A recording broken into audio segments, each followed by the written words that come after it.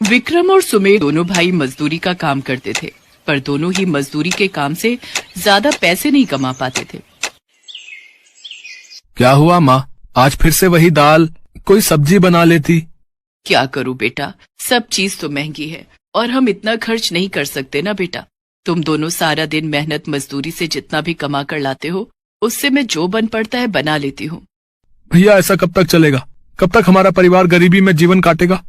चिंता मत करो मेरे बच्चों, तुम दोनों मेहनती और हिम्मत वाले हो, इसलिए कभी न कभी तुम्हें इसका फल अवश्य मिलेगा।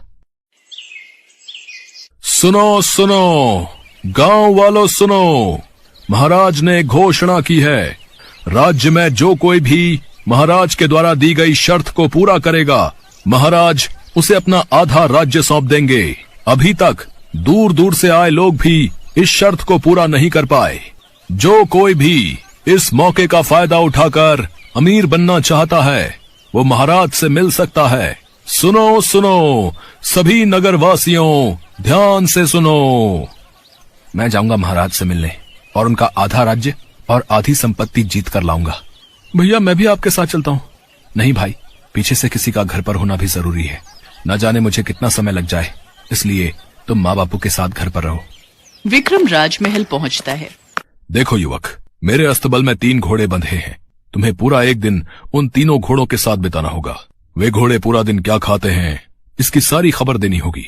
यदि तुमने गलत उत्तर दिया तो 100 कोड़े खाकर खाली हाथ घर लौटना पड़ेगा। महाराज, मुझे आपकी शर्त मंजूर है। शर्त के मुताबिक अस्तबल से घोड़ों को छोड़ दिया जाता है और वे तीनों घोड़े हवा से बातें करते हुए जंगल की ओर दौड़ने लगते हैं। ये घोड़े तो बहुत तेज दौड़ रहे हैं, मैं तो इतना तेज दौड़ भी नहीं पाऊंगा। अरे रुको रुको, मुझे तुम्हारे साथ भागना है। बेटा, इन घोड़ों को तुम नहीं पकड़ पाओगे, ये घोड़े बहुत तेज दौड़ते हैं। मैं जानती हूँ तुम इनके बारे में क्या जानना चाहते हो। यहीं रुको, मैं तुम्हें इनके बारे में सब बता सकती हूँ। लगता है बूढ़ी अम्मा इन घोड़ों के बारे में काफी समय से जानती है, रुककर उनकी बात सुन लेता हूँ। अम्मा, क्या तुम जानती हो कि ये घोड़े क्या खाते हैं? मैं तो इनके पीछे दौड़ ही नहीं पाया। हाँ बेटा, मैं राजा के दरबार में बहुत समय तक अस्तबल की सफाई का काम करती रही हूँ, इसलिए मुझे इन तीनों घोड़ों के बारे में अच्छे से पता है। राजा जी तो अपना मनोरंजन करने के लिए गरीब लोगों को परेशान करते हैं, जबकि वो जानते हैं कि इन घोड़ों को पकड़ना नामुमकिन है। अभी कुछ देर बाद ये घोड़े वापस आ जाएंगे, तब तक तुम यहाँ विश्राम कर लो। मैं तुम्हारे खाने पीने का इंतजाम करती हूँ और तुम्हें इन घोड़ों के बारे में मैं सब कुछ बता दूंगी। विक्रम उस बूढ़ी औरत की झोपड़ी में आराम कर लेता है और वापसी में जब घोड़े जा रहे थे तो वो उनके पीछे पीछे महल लौट आता है। हाँ तो बताओ, मेरे घोड़े क्या खाते हैं? आपके घोड़े घास फूस खाते हैं। झूठ, सरासर झूठ। इस युवक को ले जाओ और 100 कोड़े लगाकर राजमहल से निकाल दो। अगर मैंने ये कहा कि मैं घोड़ों के पीछे गया ही नहीं था तो मुझे और मार पड़ेगी, इसलिए चुप रहने में ही भलाई है। विक्रम कोड़े खाकर निराशा के साथ घर लौट आता है। सारी बात सुमेर को पता चलती है। भैया आप चिंता मत करो, इस बार मैं राजमहल जाऊंगा और महाराज की शर्त पूरी करके ही वापस लौटूंगा। सुमेर महल पहुंचता है। ठीक है, पर याद रहे, अगर तुमने शर्त पूरी नहीं की तो तुम्हें भी 100 कोड़े खाकर वापस लौटना होगा। मुझे आपकी शर्त मंजूर है महाराज। अस्तबल में से घोड़ों को छोड़ दिया जाता है। सुमेर तेज दौड़ते घोड़ों के पीछे पीछे भागता है। तभी वो बुढ़िया सुमेर को आवाज लगाती है, पर सुमेर उसे साफ मना कर देता है और लगातार घोड़ों के पीछे दौड़ता रहता है। बेटा, तुम इन घोड़ों के पीछे नहीं दौड़ पाओगे, तुम थोड़ी देर यहाँ विश्राम कर लो, मैं तुम्हें इनके बारे में सब कुछ बता दूंगी। नहीं अम्मा, मैं खुद इनके बारे में जानना चाहता हूँ, मैं अभी नहीं रुक सकता, मुझे जाना होगा। सुमेर घोड़ों के पीछे दौड़ता रहता है।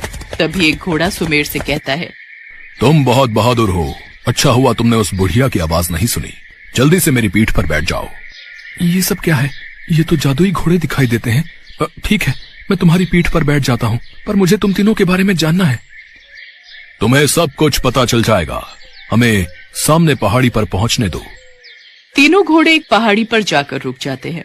वहाँ थालियों में गुड़ चना रखा हुआ था। तीनों घोड़े उस गुड़ चने को खा लेते हैं और देखते ही देखते वे तीनों घोड़े 3 सुंदर राजकुमारों में बदल जाते हैं। ये सब क्या है? आप तीनों कौन हो? हम तीनों महाराज चंद्रसेन के पुत्र हैं। जो बुढ़िया तुम्हें रास्ते में मिली थी वो वास्तव में एक जादूगरनी है, जिसने हम तीनों पर जादू करके हमें घोड़ा बना दिया। पहले वो हमारे अस्तबल में नौकरी करती थी। एक बार राजमहल में चोरी करते हुए वो पकड़ी गई। तब हमें इसकी सच्चाई का पता चला कि ये जादू करनी है। गुस्से में आकर इसने हम तीनों को घोड़ा बना दिया और तब से हम इसे कुछ नहीं कह पाते। और जब तक हमारे खाने के बारे में किसी को पता नहीं चलता तब तक उस जादूगरनी का नाश नहीं हो सकता था। इसीलिए वो जादूगरनी हमारे पीछे दौड़ने वालों का रास्ता रोक लेती थी। जैसे ही हम तीनों राजकुमार उसके सामने आएंगे वो जलकर भस्म हो जाएगी। वो देखो, जादूगरनी हमारी ओर ही आ रही है। भैया आओ, हम तीनों मिलकर उसका सर्वनाश कर दें। लगता है वो लड़का यहाँ तक पहुँचने में सफल हो गया। मेरा जादू खत्म हो रहा है। मैंने बहुत देर कर दी। अरे, ये तीनों राजकुमार बन गए। अब मैं नहीं बचूंगी। क्यों माँ जादूगरनी, कैसा लग रहा है? बुरे काम का बुरा नतीजा हुआ ना। आज तुम्हें तुम्हारे किए की सजा मिल रही है। नहीं, कोई मुझे बचाओ। मैं जल रही हूँ, मैं जल रही हूँ। नहीं। देखते ही देखते जादूगरनी जलकर भस्म हो जाती है। सुमेर तीनों राजकुमारों को लेकर वापस राजमहल लौटता है। अपने तीनों बेटों को सुरक्षित देखकर राजा चंद्रसेन बहुत खुश होते हैं और वो सुमेर की बहुत तारीफ करते हैं। सुमेर, तुम बहुत ही साहसी और बलशाली हो। मैं तुम्हारे साहस और बुद्धि बल से बहुत प्रसन्न हूँ। तुमने आज मेरे तीनों बेटों को लौटाकर मुझे दुनिया की सबसे बड़ी खुशी दी है। शर्त के मुताबिक मैं तुम्हें अपना आधा राजपाट तो सौंप ही रहा हूँ। साथ ही साथ मैं अपनी बेटी सुकन्या का विवाह भी तुमसे करने के लिए तैयार हूँ। मेरी बेटी सुकन्या बहुत ही भाग्यशाली है जो वो एक साहसी और नेक दिल युवक के साथ विवाह के बंधन में बंध रही है। सुमेर की सफलता पर उसके माता पिता और बड़ा भाई विक्रम भी बहुत खुश थे। सुमेर का विवाह राजकुमारी सुकन्या के साथ संपन्न हो जाता है और उस दिन से वो अपने पूरे परिवार के साथ अपने महल में रहने लगता है। कुछ समय पश्चात विक्रम का विवाह भी एक अच्छे राजघराने में हो जाता है। अपनी दोनों बहुएं पाकर आज विक्रम और सुमेर के माता पिता बहुत खुश थे।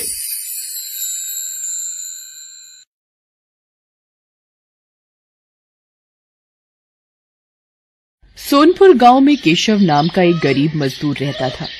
मजदूरी का काम मिल जाए तो परिवार का पेट भर जाए, नहीं तो परिवार रूखी सूखी खाकर ही सो जाता था। एक दिन, सुनो जी, तुम एक काम क्यों नहीं करते? इस गांव में तो कोई काम मिलने से रहा।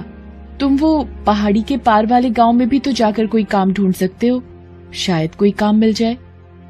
पर कमला, उस पहाड़ी का रास्ता बहुत खराब है। ज्यादातर सुनसान ही रहती है पहाड़ी। पर कुछ तो करना पड़ेगा जी। बच्चों को कब तक रूखा सूखा खिलाते रहेंगे?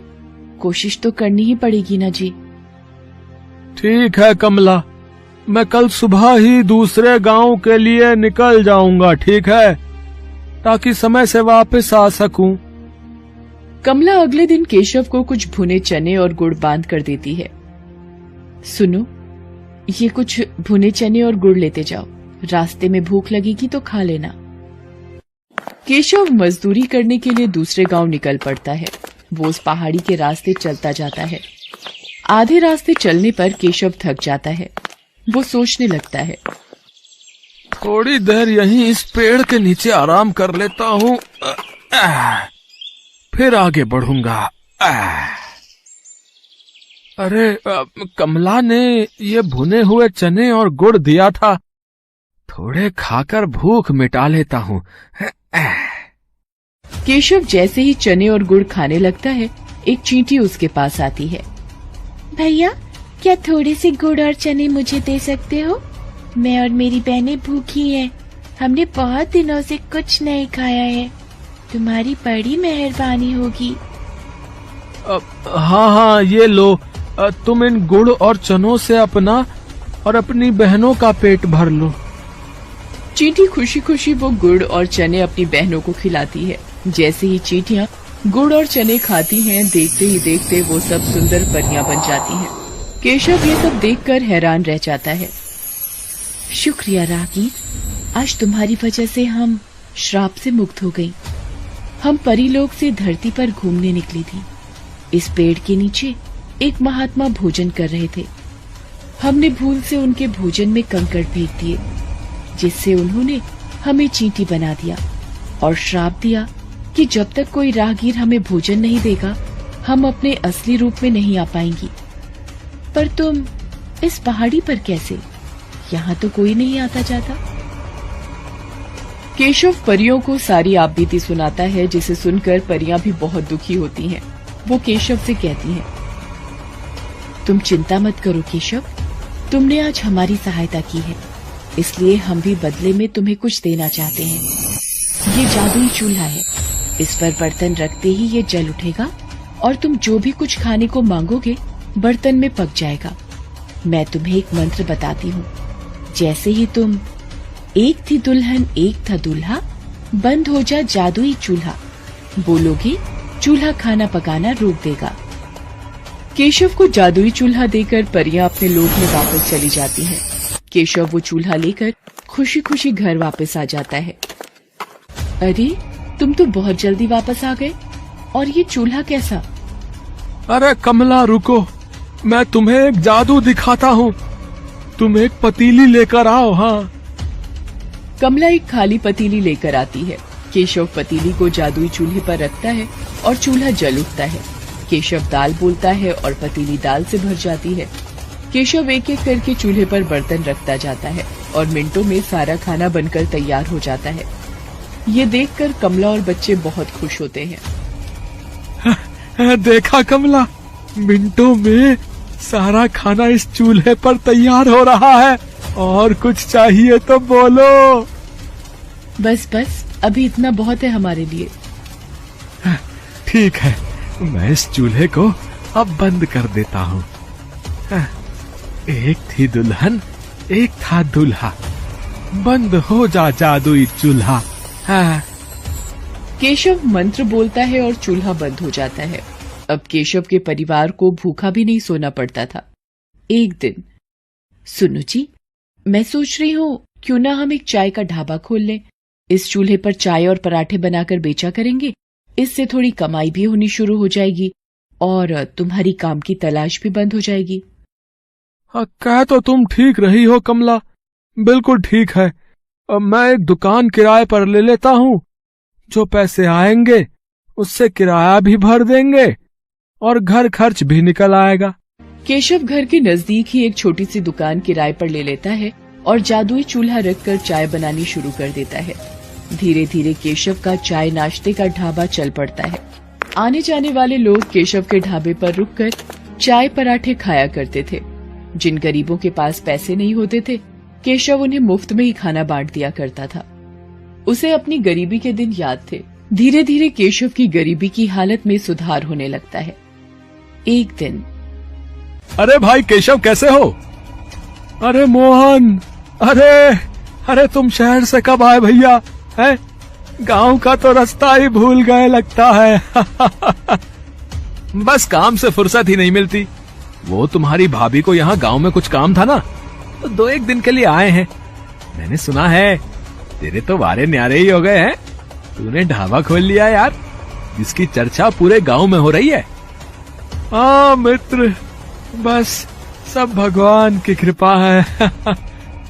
बात कुछ और ही है। ये ऐसे नहीं मानेगा, मुझे सच का पता लगाना ही होगा। अगले दिन केशव ढाबे पर जाता है। मोहन भी उसके पीछे पीछे जाता है। अरे मोहन, अरे इतनी सुबह सुबह।